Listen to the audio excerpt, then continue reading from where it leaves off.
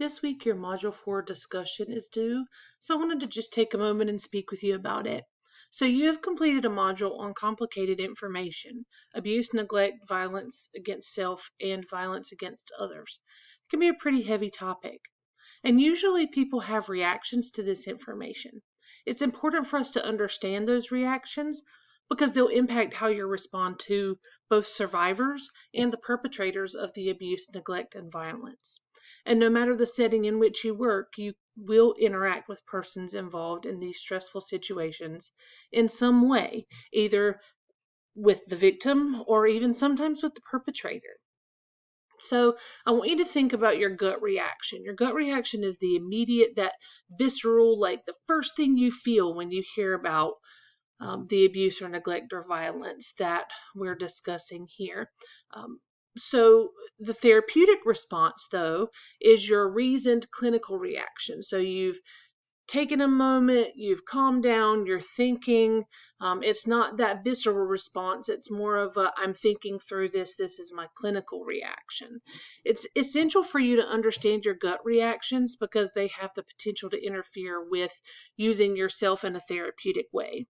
So in this discussion, I want you to reflect on your gut reaction to one of the areas of abuse, neglect, and violence that's described in the module, either for the victim, which could be a child, adult, or a vulnerable adult, or for the perpetrator.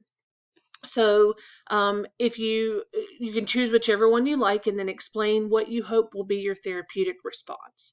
So again, just to kind of recap what I just said, you're going to choose an area of abuse, neglect, or violence, either with child, adult, or vulnerable adult, or with the perpetrator. You're going to look at your gut reaction to that, and then you're going to explain what you hope your therapeutic response will be. I want you guys to make sure that you incorporate contents from the reading and the lectures from this week's module. This will really help me to see if you understand the information. Of course, remember to include proper APA in-text citations and references to support your answers in both your post and your responses. Let me say that one more time. Make sure that you use in-text citations and references in both your post and your responses. So your initial post is due on Thursday, and then respond to 2 of your peers by Sunday night at midnight using the 2+2 feedback. And then also make sure that you're including course content with the citations for each response for a top grade.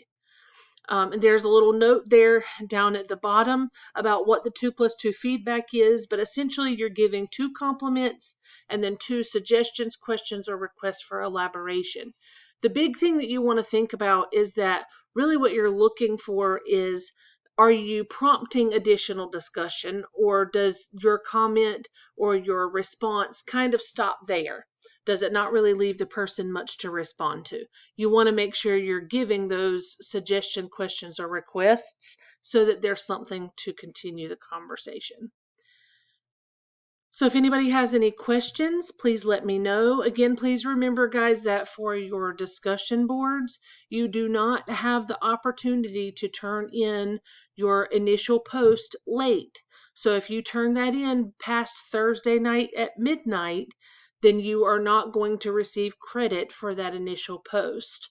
So please be sure that you get that in on time. If you have any additional questions, please feel free to let me know.